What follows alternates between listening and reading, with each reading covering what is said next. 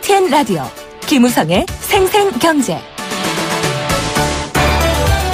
애청자 여러분 안녕하십니까. YTN 뉴스 FM 김우성 PD입니다. 국제유가가 들썩이고 있습니다. 6개월 새 무려 50% 가까이 급등하기도 했는데요. 중동지역 정세 계속 불안정한 상황이라 장기적인 상승 국면이 아닐까 걱정되기도 합니다. 또 세계 최대 산유국으로 급부상한 미국의 정책에 따라서 다양한 변수가 나오고 있습니다. 기름값 오르면 부담되지만 또 업종별로는 다양한 영향을 미치기도 합니다. 적정 수준의 유가라면 오히려 경제에 활력이 될 수도 있는데요. 전문가 연결해서 관련 이야기 들어봅니다. 두 번째 인터뷰는 조금 답답한 소식입니다. 동일본 대지진의 여파로 후쿠시마 원전 폭발 사고 있었습니다. 방사능 유출이 있었고요. 해당 지역 수산물에 대한 수입을 금지하는 정부의 긴급 조치가 있었습니다. 여기에 대해서 일본이 WTO에 제소를 했습니다. 제대로 준비하지 못한 한국 패소 우려가 된다라고 했는데 사실상 패소했습니다. 한 번의 상소가 남아있다고는 하지만 이제 국민의 식탁 위에 후쿠시마산 수산물이 올라올 것 같습니다. 제대로 대처를 못했다라는 비판도 피하기 어려울 것 같은데요. 관련 문제 제기하고 있는 전문가 연결해서 두 번째 인터뷰에서 확인해 봅니다. 경제도미노 오늘은 한국경제 5대 이슈 관련 소식 전해드리는데요. 지난주에 이어서 전해드립니다. 먼저 FTA 재협상 관련 소식부터 시작해서 전해드리겠습니다. 2018년 1월 9일 화요일 김우성의 생생경제 지금 듣고 계신 여러분과 함께 시작합니다.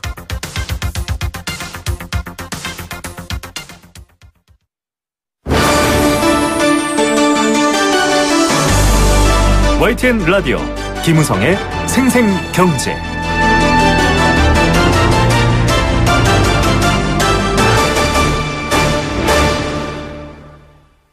네, 첫 번째 생생 인터뷰입니다. 지난해 말부터 국제유가가 계속 상승되고 있습니다. 국제유가 수급이 조금 빠듯한데요. 중동 지역 여러 가지 불안정한 상황 계속되고 있죠. 이 예루살렘 수도 발언을 비롯해서 여러 가지 정황이 좋지 않습니다.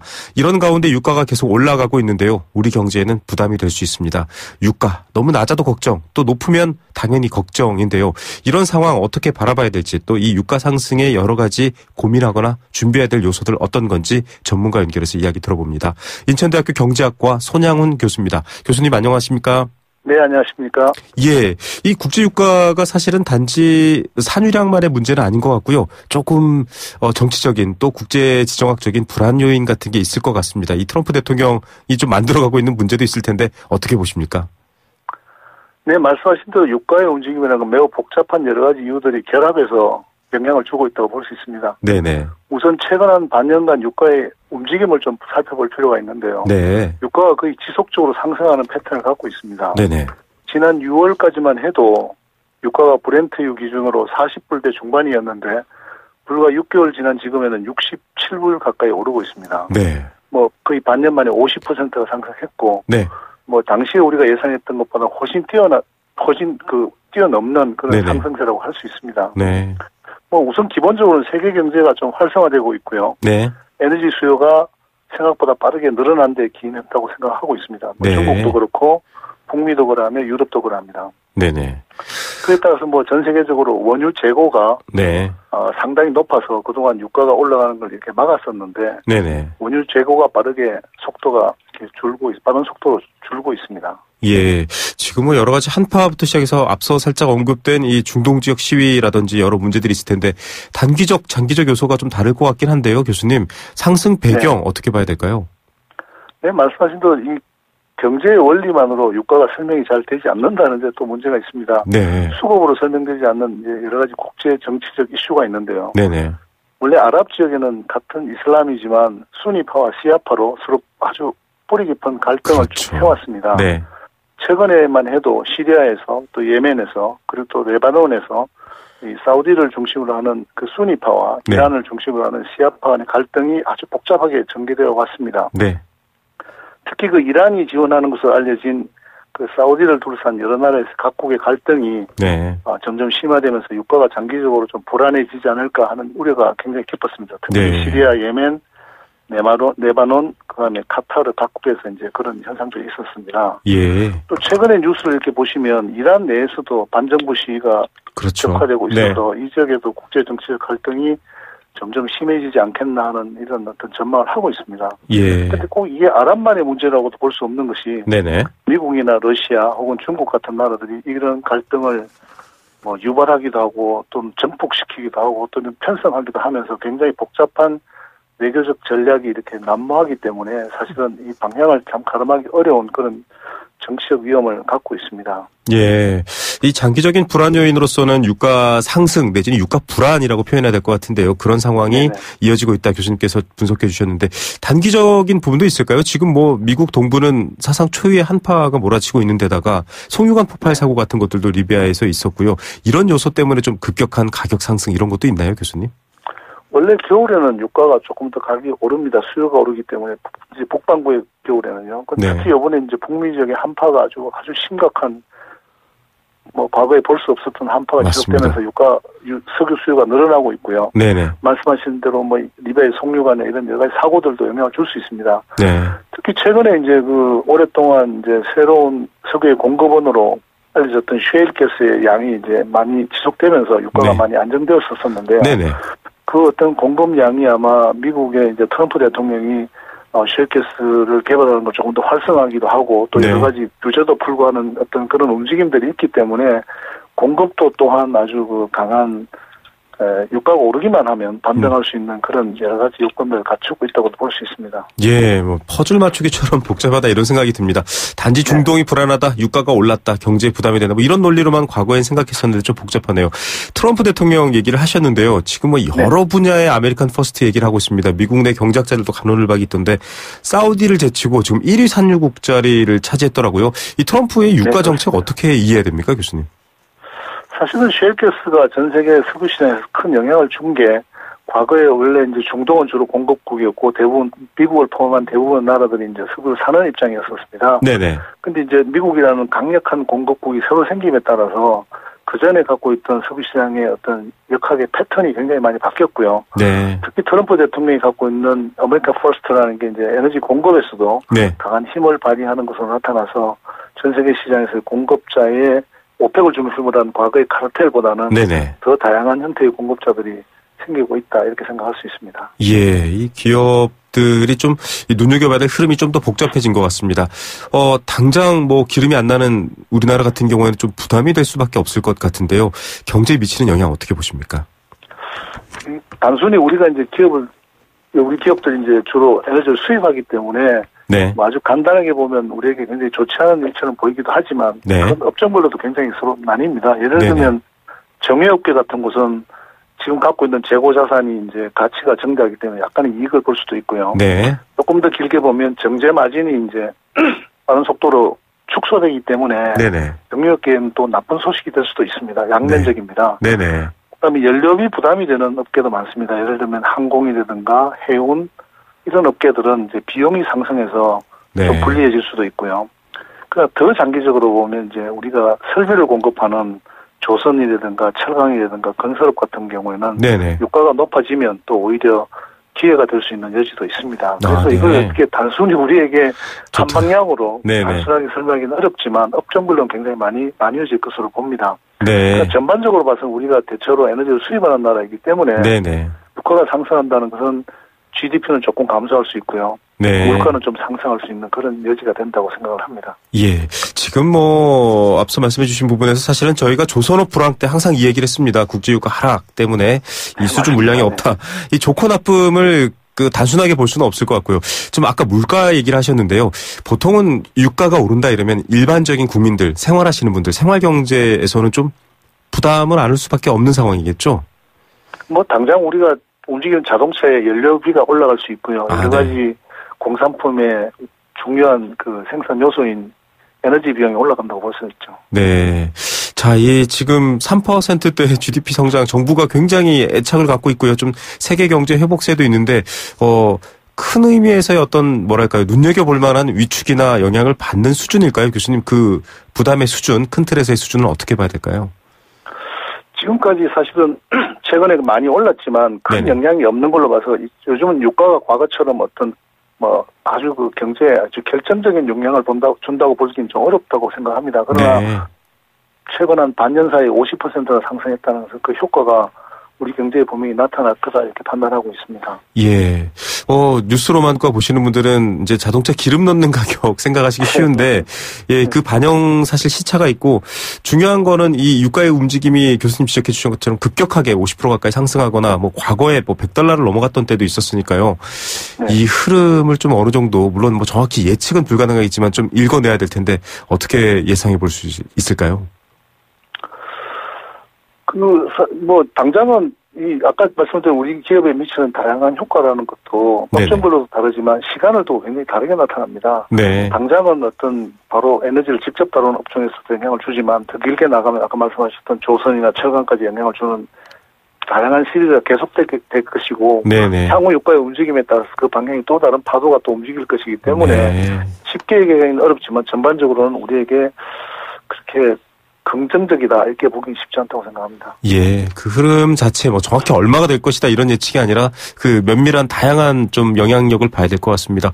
지금 금리, 환율, 유가 삼중고 얘기할 때 항상 거론됐던 부분인데 이 유가 얘기 좀 더 눈여겨봐야 될 상황이 된 것 같습니다.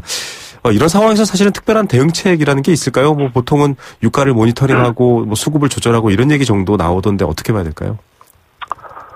물론 그렇습니다. 당장 우리가 대응하기에는 우리가 움직일 수 있는 변수가 별로 없기 때문에 네. 상당한 한계는 있습니다. 그러나 우리가 이 에너지 정책에 대해서 조금 다른 측면에서 정부는 생각을 해야 된다고 생각을 합니다. 네. 최근에 우리가 에너지 전환 정책이라는 게 너무 쉽게 그 원전을 축소하고 신재생 에너지를 강조하는 것으로만 이렇게 포커스를 모으고 있는데요. 네네.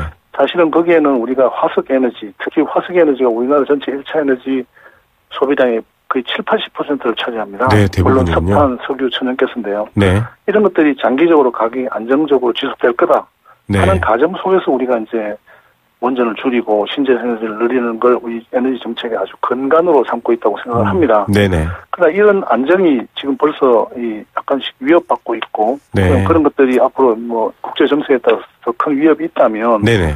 우리가 화석 에너지 정책에 대해서도 아주 긴밀하게 정부가 대응을 해야 되고요. 네. 여러 가지 정보라든가 장단기적인 정책을 마련해야 되고 네. 더 길게는 에너지 안보라는 측면에서 우리처럼 에너지 수입국이 네. 대비를 해야 된다 이렇게 생각을 합니다. 예, 이게 완전 안전성이 있을 수 있느냐 없느냐가 더 중요한 고민거리가 됐다. 이런 또 해답까지 얻을 수 있었습니다. 교수님 오늘 말씀 감사드립니다. 네, 고맙습니다. 네, 인천대학교 경제학과 손양훈 교수였습니다. YTN 라디오 김우성의 생생경제. 네, 함께 느끼는 우리 경제 공감사전입니다. 애청자 여러분들께 귀를 활짝 열어둔 코너입니다. 다양한 의견, 생각 있으시면 참여해 주시면 됩니다. 단문 50원, 장문 100원의 정보 이용료 부과되는 샵 0945번 문자로 참여할 수 있고요. 스마트폰 애플리케이션 예스도 열려 있습니다. 참여해 주시면 추첨을 통해서 도심 속 꿈의 놀이터 일산 원마운트에서 워터파크 스노우파크 이용권 선물로 보내드립니다. 오늘은 남북 고위급 회담이 열렸습니다. 온통 언론이 이 회담이 열리고 있는 회담장에 쏠려 있습니다. 이 휴전선을 가로지르는 곳에 있는 이 회담장 여러 가지 얘기가 나왔습니다. 당장 평창 동계올림픽 참여 얘기가 주로 나오고 있는데요. 그 외에 다양한 새로운 대화의 루트가 열릴까 고민이 많습니다. 인상적인 풍경이 하나 있었는데요. 오늘 남측 회담 대표가 회담장으로 향하는 길목에 개성공단 기업인들이 서서 플래카드를 걸고 응원의 메시지를 보내고 있었습니다. 최초의 남북 경제협력이라는 얘기도 있지만 무엇보다 그 가치가 단지 경제협력만의 가치가 아니었죠. 다양한 평화적 가치뿐만 아니라 또 실질적으로 그 기업인들의 여러 가지 꿈과 희망이 다 쏟아져 있는 부분들도 있었습니다. 경제에도 중요하고요. 또 민간 교류 부분에도 중요하고 이 위험과 불안을 잠재우는 부분에 있어서도 아주 중요할 텐데요. 남북 회담 보시면서 여러분들은 어떤 생각 드셨습니까? 여러분들의 생각도 기다리겠습니다.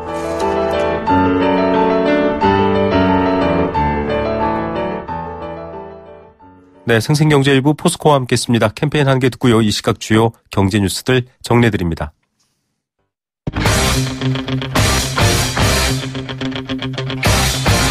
지금 가장 뜨거운 경제 소식. 경제 톱 뉴스.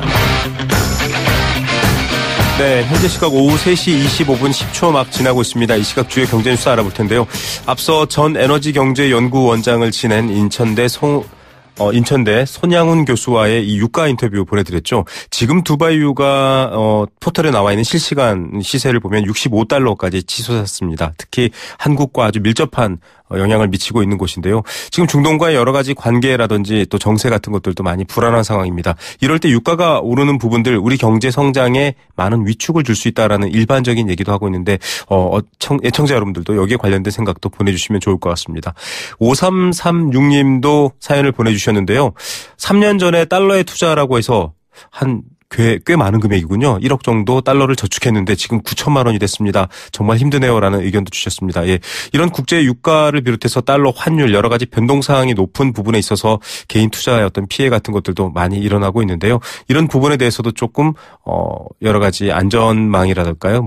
좀 여러분들의 어떤 깊이 있는 생각 또 조심성 이런 것들이 필요한 시기인 것 같습니다. 요즘 사실 가상통화 관련해서도 그런 얘기가 많기 때문에 더 조심해야 될 것 같습니다. 자, 이 시각 뉴스 잠시 후에 전해드리도록 하겠고요. 두 번째 인터뷰 먼저 준비해드리겠습니다. 후쿠시마 수산물 관련된 인터뷰인데요. 동일본 대지진으로 후쿠시마 원전 사고가 있었습니다. 현재까지 수습 중이긴 한데 임시 방편이라는 분석이 많습니다. 방사능 누출 많이 됐고 또 멜트다운 등의 문제가 계속 발생하고 있다라는 겁니다. 문제는 이런 정보가 투명하게 공개되고 있지 않기 때문에 후쿠시마 앞바다 또 일본 동해가 어떻게 오염되고 있는지 잘 모릅니다. 간간히 드러나는 자료만 봐도 꽤 충격적인 것들도 많은 상황입니다. 그래서 더욱 안전하게 이곳 수산물에 대한 관리, 검역 또 여러 가지 유통이 필요한 상황인데 일본이 WTO에 제소한 분쟁에서 한국이 패소를 했습니다. 결국 후쿠시마현을 포함한 곳의 수산물을 수입, 유통해야 된다 이런 상황인데요. 정부가 제대로 대처를 못한다 이런 인터뷰 저희도 보내드린 바가 있습니다만 추가로 국민들의 걱정이 더 많아진 상황입니다. 어떤 다른 조치들 있을까요? 또 이 문제 어떻게 바라봐야 될까요? 이 문제 계속 살펴보고 있는 시민단체 전문가 연결합니다. 시민방사능감시센터 김혜정 운영위원장입니다. 위원장님 안녕하십니까? 네, 안녕하세요. 네, 일단 일본이 자국, 특히 후쿠시마 인근을 포함한 곳의 수산물 수입 제한에 대해서 WTO에 제소를 했고요. 우리가 패소를 했다. 지금 이렇게 알려지고 있거든요. 어떤 상황입니까? 예, 사회자께서 말씀하신 대로, 저희가 2013년 9월에 후쿠시마 주변 8개원에 대한 수산물 수입 금지하고 또 일본산 식품에서 방사능이 검출되면 기타 핵종을 요구하는 그런 수입 규제 조치를 했는데요. 네. 2015년 5월에 일본이 이제 WTO에 우리나라가 그 수입 규제 조치를 한 것에 대해서 제소를 했고, 네. 작년 10월에 이게 이제 패소가 결론이 난 것으로 보이는 그 최종 보고서가 한국 정부한테 알려진 그런 상황으로 되어 있습니다. 근데 네. 지금 아직 그 최종 보고서는 대외적으로 공개는 안 돼 있고요. 네네. 올 1월에 이 WTO 공식 언어가 3개 언어인데 영어, 불어, 스페인어 네. 3개 언어로 번역한 다음에 회원국들에게 해람을 하면서 이제 공개하는 것으로 되어 있습니다. 그런데 이제 지금까지 확인한 바로는 사실상 이제 우리가 패소한 것으로 알려지고 있는 거죠. 예. 이게 지금 이 제소를 2015년 5월에 했다라고 알려져 있는데요. 네. 지금 2년이 넘는 시간입니다. 우리 역시 마찬가지로 대응을 할 텐데, 우리가 제대로 대응을 못한 건가요? 어떻게 봐야 됩니까? 대응을 제대로 못했으니까 패소하지 않았겠어요? 네. 그건 너무 네. 당연하다고 보여지고요. 네네. 사실 어떻게 보면 패소가 예견되기도 했습니다. 왜냐하면 2015년 5월에 일본 정부가 우리나라를 WTO에 제소하면서 네. 제소를 하게 되면 이제 거기에 대한 대응을 해야 되잖아요. 네. 근데 우리는 사실 후쿠시마 원전 사고가 2011년에 발생해서 이미 이제 7년이 다 되어 가는데 네네. 그동안에 일본의 후쿠시마 원전 사고로 인한 흔한 방사능 오염 실태 조사 보고서 하나 없는 상황이에요. 정보 보고서. 네. 예를 들면 프랑스, 오스트리아 같은 경우에는 이런 오염 상황을 모니터링해서 보고서를 작성해서 네. 추가 핵종 검사를 확대해야 된다 이런 것도 요구하고 있고 그런 상황인데 네네. 우리나라는 정부 차원의 보고서가 한 장도 지금 없는 상황이고 네. 특히 2013년 9월 6일에 이제 저희가 수입 규제 조치를 단행을 했는데 네네. 한국 정부는 1년 지나자마자 2014년 9월부터 사실 해제할지 말지를 검토를 하기 시작했어요. 네. 그런데 이제 그렇게 만약에 해제를 하려고 그러면 또 명분이나 근거가 있어야 되니까 당시에 민간 전문위원회를 구성을 했습니다. 네네. 근데 그 민간 전문위원회가 구성되어서 활동을 했는데 일본의 현지 조사를 3차례 정도 가서 네. 실제로 한 일은 수산물 한 7건 샘플 채취하는 데 그쳤고요. 네. 그다음에 후쿠시마 원전 방사능 오염수가 사고 이후부터 지금까지 계속 흘러나오고 있거든요. 네네. 그러니까 오염수가 이제 해저에 쌓이게 되잖아요. 네. 그 오염수에 오염물질도 섞여 있으니까 그래서 실제로 후쿠시마 인근 바다는 심층, 그러니까 바다 깊은 곳과 해저토가 방사능에 심각하게 오염돼 있습니다. 네. 그래서 다시 말하자면 우리가 현지 조사를 할 때 해저토나 심층수 조사를 하는 게 필수적인데 네. 당시에 일본 정부가 반대한다고 그것도 못했어요. 예. 그런데 문제는 이 민간위원회가 그런 형식적인 조사를 하는 것마저도 WTO 제소되고 난 다음에 정부가 아무런 이유 없이 이 위원회 활동을 그냥 중단시켰습니다. 네. 그러니까 사실상 지금 저희가 한국 정부가 일본의 제소에 대응해서 구체적으로 어떤 활동을 했다라는 흔적을 찾아볼 수가 없어요. 예, 이건 그러니까 사실은 네. 실태 조사 자체도 안 돼 네. 있는 상황에다가 제대로 된 네. 조사도 한번 없었는데 당연히 패소할 수밖에 없다. 지금 이 말씀이신 건데요. 네. 예. 네. 이게 지금 사실은 그 당시에 2011년 이 문제가 불거졌을 때 뭐 대만이나 중국 같은 경우에는 수산물이 아니라 아예 식품 자체를 전면 금지하지 않았습니까? 좀 우리나라보다 좀 강력한 조치를 취했는데 어떻습니까? 좀 비슷한 상황이 전개되고 있나요? 아니면 그 나라들은 좀 다른가요? 아닙니다. 지금 후쿠시마 원전 사고 이후 지금까지 수입 금지, 우리와 같이 수입 금지 일부 지역이지만 수입 금지를 하는 나라는 9개 국가고 그 수입 금지를 포함해서 규제 조치를 하는 나라가 24개국이에요. 근데 네. 문제는 이제 중국이나 러시아, 대만 같은 경우는 우리나라하고 식생활 습관이 비슷하잖아요. 그리고 주변국이고 피해를 가장 직접적으로 입을 수 있는 맞습니다. 그런 중국, 대만, 러시아는 후쿠시마 사고 직후부터 네. 지금까지 수입 금지 조치를 하고 있는데 뭐 예를 들면 중국은 후쿠시마 주변 10개연의 모든 식품, 수산물이 아니라 수산물뿐만 아니라 모든 식품을 수입 금지하고 있고요. 네. 러시아도 뭐 수산물과 수산 가공품 8개 현 조치하고 대만도 5개 현의 모든 식품을 수입 금지하는데 나머지 식품에 대해서도 가공식품을 제외하고는 전수조사를 하고 있어요. 네. 우리는 샘플 조사인데 그래서 이런 나라들이 그런 조치를 하지만 우리와 같은 WTO 제소되거나 그런 사례는 없었습니다. 예, 이거 정말 어떻게 보면 일본이 한국이 준비가 부족해서 지렛대 삼아 지금 올라가려나 이런 걱정까지 될 정도인데 네. 말씀하신 것처럼 사실 수산물뿐만 아니라 수산물을 활용한 가공품 여러 가지 우려들이 많습니다. 정부가 실태 조사를 안 했는데 민간 차원에서 조사를 할 수도 없었을 테고 정보가 부족하지 않습니까? 이때를 틈타서 지금 원산지 속여서 후쿠시마산 수산물을 파는 사람들도 적발되기도 하는데 이런 실태, 이런 우려점들, 국민들의 걱정거리 어떤 상황입니까? 원산지 속여가지고 유통되는 게 예를 들면 이제 술안주로 좋아하는 노가리 같은 게 네네. 2016년, 17년에 이제 수백 톤씩 그 후쿠시마 주변 수산 노가리 주변에서 잡은 노가리를 네네. 다른 현에서 잡은 것처럼 이제 속여서 판매하다가 적발되기도 하고 그랬고요. 네. 근데 사실은 제일 중요한 건 후쿠시마 원전에서 지금도 여전히 방사능 오염수가 누출되고 있기 때문에 네. 오염에 의한 영향이 끝나지 않았다는 게 가장 핵심적이고요. 네. 그리고 일본의 후생 노동성이 조사 자료에 따르더라도 후쿠시마 주변 8개월 수산물에서 기준치 초과하는 수산물이 수시로 잡히고 있고 또 후쿠시마 주민들이 방사능 측정 기관에 의뢰한 식품 검사 결과를 보면 네. 2060건 중에서 798건이 기준치를 초과한다든가 이런 문제가 계속 되고 있기 때문에 네. 사실은 만약에 우리가 WTO에 패소해서 일본산 식품이 들어오게 된다면 사실은 우리나라의 식품 안전 기반이 허물어진다라고 볼 수밖에 없는 거죠. 예. 사실 이 관련된 인터뷰를 저희가 동국대 의대 김익준 교수랑 인터뷰를 할 때도 그런 얘기가 나왔는데 지금도 들어오는 거에서 이 방사능 검사를 우리 국내에서 할 때도 충분한 시간을 측정을 해야 제대로 된 뭐 피폭 여부라든지 오염 여부를 알 수 있는데 그조차도 안 하고 있다라고 하거든요. 이런 상황이면 너무 위험하지 않나요? 어떻습니까? 그거는 이렇게 좀 말씀드리고 싶어요. 일단 지금 이제 2013년 9월에 우리가 일본산 수산물 수입 규제를 하면서 지금 이제 제가 아까 처음에 빠르게 말씀드려서 잠깐 다시 한번 말씀드리면요. 네네.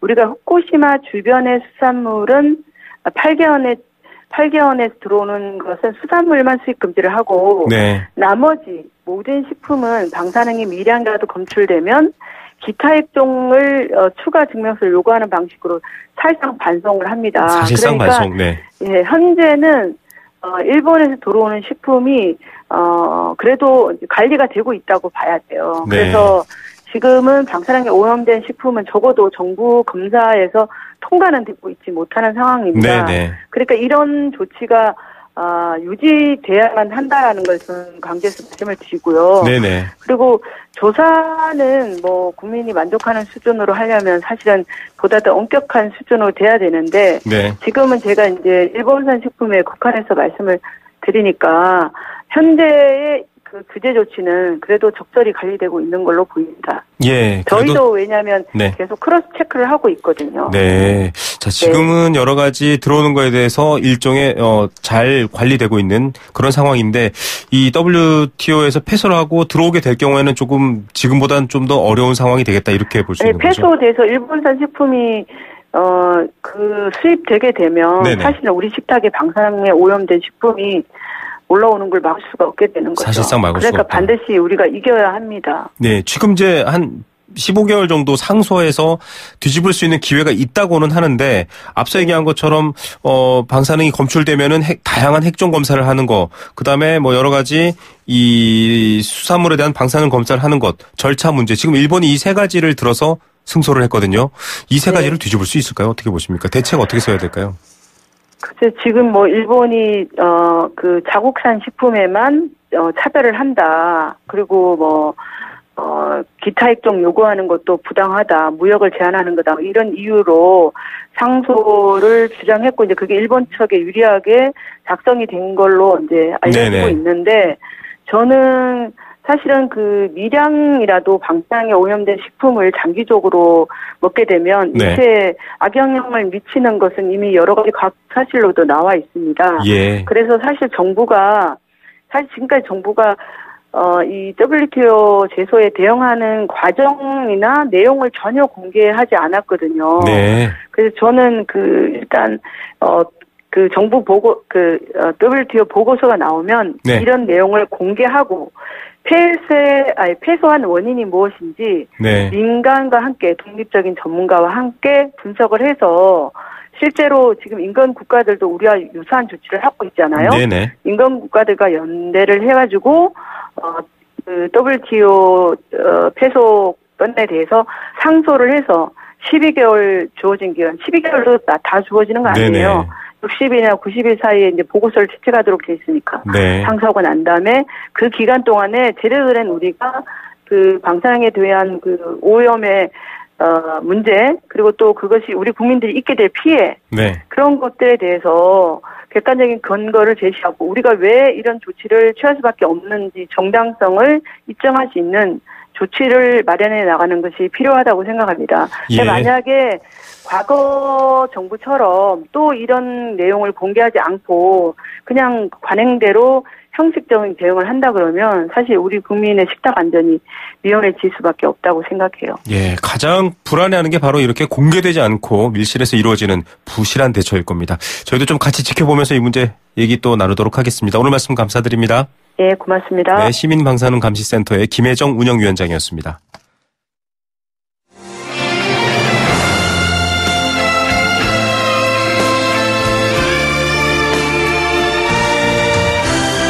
YTN 라디오 김우성의 생생경제 더불어 함께 살아가는 삶 그리고 더 나은 삶을 꿈꾸는 시간 오후에 만나는 시간 라디오 경제 김우성의 생생경제가 대한민국 경제를 지키는 여러분과 지금 함께하고 있습니다.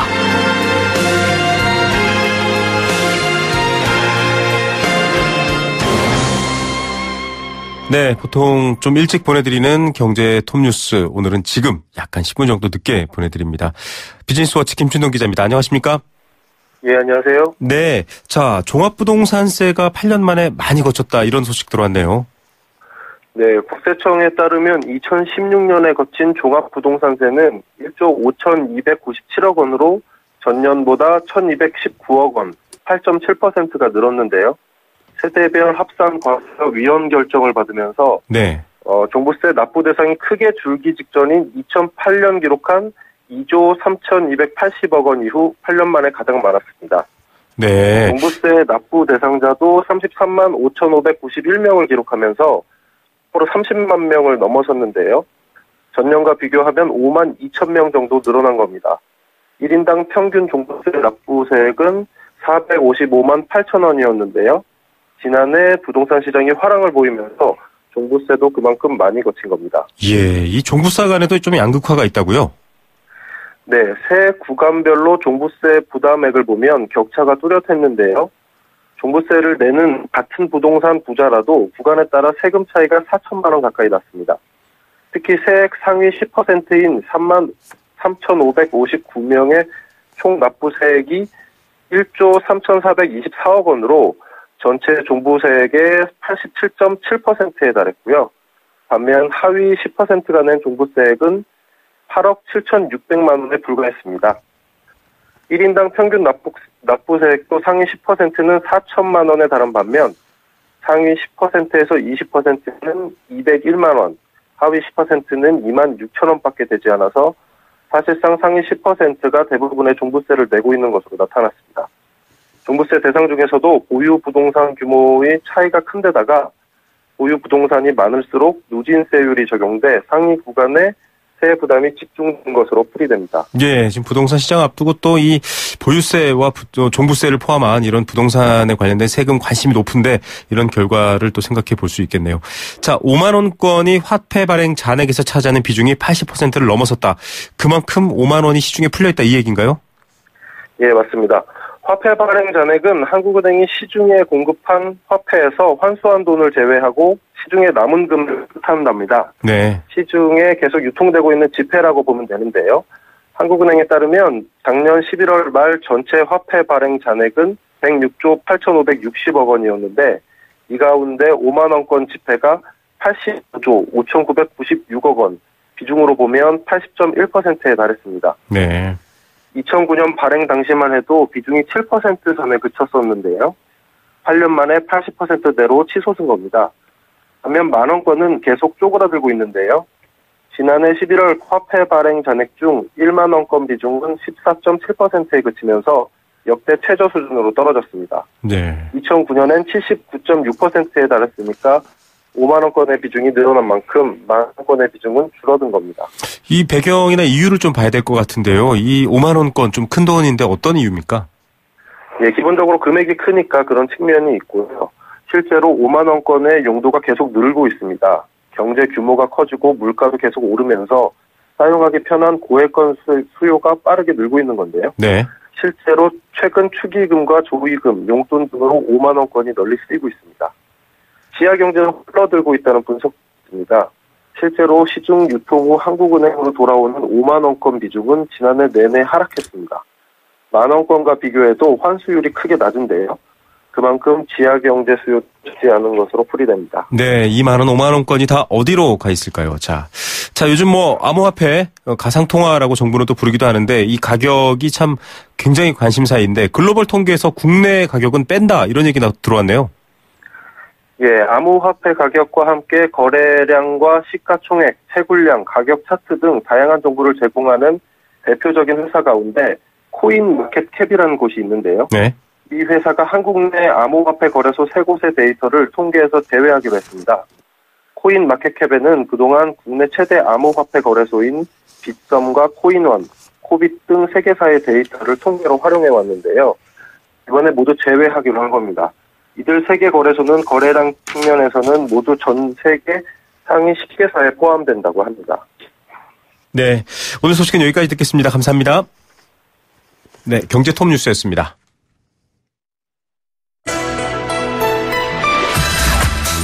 세계 세계 경제가 내 주머니 속으로 경제 도미노. 네, 요즘 정말 둘러보면 다양한 일들이 벌어지고 있습니다. 오늘은 남북 회담이 열리고 있고요. 굉장히 오랜만에 재개되고 있죠. 또 여러 가지 중동 지역 정세는 불안합니다. 유가도 치솟고 있고요. 여러 가지 복잡한 상황들입니다. 우리 경제 상황이 어디에 와 있는지, 또 가장 당면한 문제가 바로 한미 FTA 재협상 같은 것들인데요. 이런 문제까지 포함해서 올해 경제 여러 가지 이슈들 점검해보는 시간 지난주에 이어서 마련해 드립니다. 건국대학교 경제학과 최백은 교수입니다. 교수님 안녕하십니까? 네, 안녕하세요. 예, FTA 개정 협상 시작됐습니다. 저희도 관련 인터뷰를 한번 했었는데 탐색전이 아니라 초반부터 방어전이 될 거다. 준비가 안 돼 있다. 이런 전망을 내놨었는데요. 이 김현종 본부장의 여러 가지 이 각오에 비해서 사실은 지금 좀 자동차라든지 여러 부분에서 미국의 공세를 받고 있는데 어떤 상황으로 평가하십니까? 미국은 시나리오대로 지금 이제 진행하고 있다고 생각하고요. 네. 그 이유는 이제 이 협상이 제가 누차 지적했지만 정치 논리로 출발했고요. 네. 이 개정 협상의 뿌리는 지난해 6월 30일 날 있었던 이제 한미 정상회담 공동 성명문에 담겨져 있습니다. 네. 당시에 이제 우리 측에서는 이제 뭐냐면은 한반도에 이제 그러니까 평화 통일 이 환경을 위해 가지고 한국이 주도적 역할을 이제 미국이 지지한다 하는 소위 말하는 이제 한반도 운전자론을 이제 그러니까 이제 얻어낸 반면에요. 네. 미국에서는 이제 그러니까 트럼프가 요구한 것은 균형 잡힌 무역 육성이요. 그러니까 네. 미국의 무역 적자를 그렇게 해소시키는 문제하고 네네. 조금 구체적으로 들어가게 되면은 비관세 장벽 해소하라. 이게 이제 자동차와 관련된 이제 분야들인데요. 네. 그다음에 이제 철강과 관련해 가지고 이제 과잉 설비 축소 요 부분이 이제 구체적으로 담겨 있었어요. 당시에요. 네. 성명문에요. 그렇기 때문에 이번에 이제 1차 협상에서도 그러니까 이러한 내용들이 이제 핵심적으로 그대로 이제 사실 제기가 되었기 때문에 사실 이 방향으로 진행될 가능성이 높습니다. 예. 지금 사실은 미국은 자동차로 떼쓰고 있다. 이런 기사들이 쏟아지고요. 노벨상 받았던 미국의 경제학자들도 비판하고 있는데 이렇게 좀 자동차만 도드라지게 지금 미국이 밀고 들어오는 것 역시 시나리오대로 진행되고 있다 이런 건가요? 그렇죠. 사실 이제 이 비관세 장벽이라는 것이요. 네네. 이제 그러니까 이 안전 기준을 가지고 이제 트집 잡고 있는 건데요. 네. 우리가 흔히 이제 그러니까는 그 공산품 같은 경우 보게 되면 이제 KS 마크라는 게 있잖아요. 네네. 각 국가에 그러니까 국민들이 공산품을 소비할 때 그러니까 생명과 안전에 그러니까 필요한 조치를 이렇게 취하게 된단 말이에요. 공산품에다 요구를 하잖아요. 네네.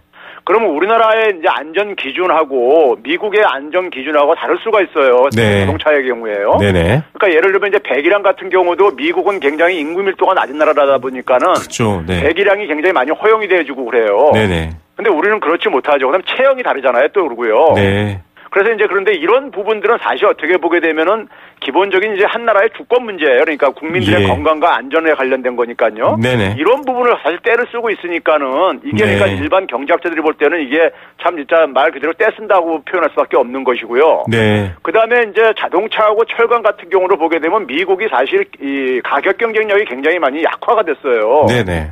그런데 이 문제를 그러니까 인위적으로 이것을 그러니까 해소시키려고 하니까는 네. 철강 같은 경우 우리한테 그러니까는 기본적으로 생산 능력을 줄이라는 이런 식으로 그러니까 이 얘기를 하고 앉아 있으니까 네. 이게 좀 이제 억지라는 얘기죠 한마디로. 그래 미국 학자들이 볼 때도 그러니까요. 네. 이 경제학자들은 수요라든지 여러 흐름 따지지 않고 무조건 한국이 많이 수출 받아라도 말이 안 되고 약간 이 정치적이라고 하셨는데 좀 거친 정치적인 영역의 얘기들이 오고 가는 것 같은데 저희가 좀 지켜보면서 또 교수님께 의견 듣기로 하고요.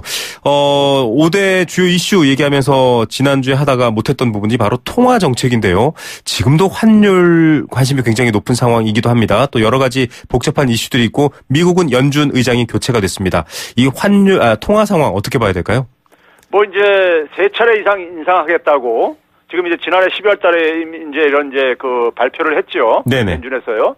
소위 말하는 점도표를 통해서요. 네네. 그래서 지금 만약에 그 상황으로 볼 때는 이제 3월 달 경우에 이제 금리가 이제 추가로 인상이 될 가능성이 저는 높다고 봐요. 네. 지난해 3월, 6월, 12월 달에 3차례 인상을 했거든요. 네네. 3월 달에 만약에 금리 인상을 하게 되면은 예상대로 이제 진행될 가능성이 높고요. 네. 그 경우 이제 우리도 최소 2차례 인상은 불가피하다고 저는 보고 있습니다. 네네. 그러면 이제 2%로 이제 올라가는 거죠. 기준금리가요. 네. 지금 1.5%에서요.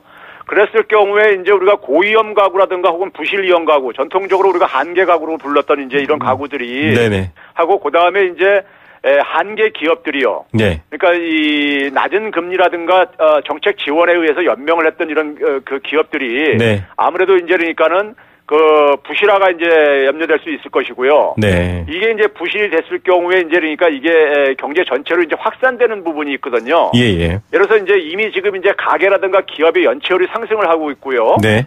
그러면 이제 금융권은 리스크 관리 강화 차원 속에서 관련된 부분에 여신을 축소를 한단 말이에요. 네. 그러면 이제 이 부실 이용 가구라든가 한계 기업의 파산이 더 증가할 수 있겠죠. 네. 이게 이제 경제 전체로 이제 전염 효과가 나타날 수 있기 때문에 요 이제 부실 이용 가구하고 한계 기업들에 대한 구조 조정이 저는 필요하다고 보고 있고요. 네네. 특히 이제 이 한계 기업 같은 경우는 사실 이게 구조 조정이 되려면은 산업 생태계 재구성을 해야지만이 여기서 이제 그러니까 퇴출된 그러니까는 이 근로자들이 좀 이제 빠져나갈 수 있는 이 출구가 생기는 거죠. 예. 그런 점에서 이제 산업 정책하고도 이게 맞물린 문제들입니다, 사실은요. 예, 사실은 통화 정책의 금리 인상 뭐 안 올리고 우리만 버틴다는 불가능한 부분들이 있습니다. 세계의 자본 흐름도 있고 그래서 교수님 말씀하신 것처럼 임시 방편이 더 이상 안 된다. 구조적인 면에서의 산업 개편까지 함께 고려해서 일자리 문제라든지 여러 가지 구조 조정 문제를 해야 된다.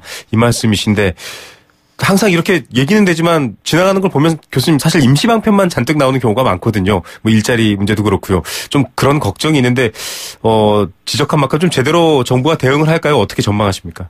지금 그 굉장히 중요한 지적을 하셨는데요. 역대 정부가 그러니까 좀 구조적인 문제를 건드리는 것을 굉장히 좀 단기 이제 그 정권 임기 내에 뭔가 네. 성과를 만들려다 보니까는 네네. 좀 임시 방편적으로 이렇게 접근하는 측면도 있고요. 맞습니다. 그다음에는 이제 산업 생태계를 재구성하려면 사실 이게 1, 2년 내 되는 문제가 아니고 그렇죠. 틀을 또 짜야 거기다가 되는. 또 굉장히 이게 또 이제 그 실력이 또 필요해요. 네. 그러다 보니까 이게 쉽게 이제 접근하려다 보니까는 네네. 이게 이제 해결이 안 되고 계속해서 지연되고 있는 측면이 있는 거죠. 예, 참 인기가 없긴 하겠지만 아무도 하지 않는다면 계속 문제가 골물 텐데요. 참 걱정입니다. 부동산 문제도 지금 다양한 얘기 나오고 있습니다. 서울 집값은 규제 이후에도 계속 상승하고 있고요. 이 오름세는 뭐 합리가 아니라 본능적인 움직임이다. 이런 분석까지 나오고 있는데 결국 보유세 카드가 답 아니냐 이런 얘기 나오고 있습니다. 어떻게 봐야 될까요? 그러니까 이 부동산 시장의 환경은 이제 그러니까 부동산 시장이 이제 둔화되는 측면으로 이제 작용을 하고 있죠. 그래서 일부 지역을 빼놓고는 굉장히 거래가 이제 그러니까 많이 줄어들고 이제 이런 현상이 나타나고 있거든요. 네. 그럼에도 불구하고 이제 서울의 재건축을 중심으로 해가지고 지금 이게 이제 특정 지역만 이제 일종의 흥하는 현상이 지속되고 있고 이게 올해도 이제 상반기에는 계속 지속될 전망이 지금 높거든요. 네. 근데 정부가 이제 그러니까는 부동산 정책을 보게 되면요. 말로는 이제 투기적 수요는 죽이면서 부동산 시장 연착륙을 하겠다고 이렇게 얘기를 하고 있단 말이에요. 네. 근데 이게 말은 굉장히 이쁜 말인데 네. 이게 이제 부동산 시장 연착륙의 방점을 찍으면요. 네. 투기적 수요는 저는 잡기 어렵다고 제가 누차 얘기했듯이. 네. 그러니까 부동산 시장 침체를 각오할 정도로 네네. 투기적 수요를 억제해야지만이 부동산 시장 정상화가 저는 가능하다고 보고요. 네. 부동산 시장 침체에 따른 후폭풍은 별도의 대책으로 접근이 필요하다고 저는 생각합니다. 네. 제가 뭐 늘 얘기했듯이 그러니까는 정부에서도 올 봄부터 세일 앤 리스백이라고 해가지고 네. 이 주택담보대출 상환이 어려움을 겪는 이들을 위해서 이제 매입을 해주고 다시 이제 임대를 해주는 방식으로 네네. 이런 것들을 제대로 전면화시키게 되면 이제 그러니까 이 그 취약계층들의 그러니까 부담 증가도 이제 완화시킬 수가 있거든요. 네. 그렇지 않으면은 정부가 지금 보게 되면 국토부에서 지난해 보게 되면 올해 4월부터 이제 다주택자 보유세 중과를 하고 네. 임대사업 등록 의무화를 강행하겠다고 호언했었어요. 예. 그런데 이제 기재부에서 이걸 이제 딴지 걸었죠. 부동산 경기 침체 등을 이유로요. 맞습니다. 그러다 보니까 흐지부지 됐어요. 네. 그러다 보니까 이게 이제 이 강남발 혹은 재건축발 투기적 수요를 이게 못 잡고 있는 거죠. 예, 이 투기 수요를 잡는데 연착륙과 부드러운 조치를 취하겠다. 결국은 투기 수요는 어떻게든 살아남는 상황이 되는 것 아니냐라는 또 우려까지 있습니다. 끝으로 일자리 문제 좀 짧게 봐야 될 텐데요. 뭐 다양한 이슈들이 있겠지만 최저임금 얘기만 좀 좁혀서 해봐야 될 것 같습니다. 지금 최저임금만 논란이 되고 있습니다. 최저임금 때문에 가게 문 닫는다. 최저임금 올려야 된다. 뭐 이런 얘기로만 가고 있는데 교수님 어떻게 보십니까? 이게 지금 그 정부의 이제 그러니까는 그 고충도 이해는 하지만요. 네네. 정부의 이제 이 소득주도 성장 정책이 이제 지속적으로 추진되기 위해서는 저는 청년 일자리 문제가 해결이 안 되면은 네. 지금 그러니까 우리가 이 최저임금 인상이 그러니까는 영세 자영업자한테 굉장히 부담이 되는 이런 문제를 가져오는 이유도요. 네네. 청년들이 그러니까 너무 그러니까는 저임금 일자리에 많이 네. 고여있기 때문에 그런 거예요. 네. 청년들이 그러니까 괜찮은 일자리로 그러니까는 이게 그 진출을 할 수 있게 네. 앞에서 얘기했던 산업 정책이라든가 이런 것들이 복합적으로 이게 그러니까 뒷받침되지 않으면은 네. 결국은 그러니까 저임금 일자리 부분들 그다음에 생산성이 낮은 부분에 네. 네, 서로가 그 속에서 그러니까 싸워야 되는 이제 네. 경쟁하는 시기에 네네. 이런 문제가 이제 악순환이 되풀이될 수밖에 없는 거죠. 예, 정말 산업 생태계, 뭐 통화, FTA 이슈부터 시작해서 여러 문제들까지 다 연결되어 있는데요. 경제 도미노 2018년에도 차근차근 이 문제들도 본질 날카롭게 파헤치도록 하겠습니다. 교수님 늘 그 자리에 있어 주시고요. 오늘 말씀 감사드립니다. 네, 감사합니다. 건국대학교 경제학과 최백은 교수였습니다. 네, 생생경제 포스코와 함께했습니다. 이 후쿠시마산 수산물 올라오게 된 것 정부의 패소 정말 국민들 많이 분노하시고 답답해하시는 것 같습니다. 문자 보내주셨는데요. 좀 제대로 된 대응 지금이라도 늦지 않았으니까 해주셨으면 하는 바람이 있습니다. 내일 오후 3시 10분에 찾아옵니다. 김우성의 생생경제였습니다.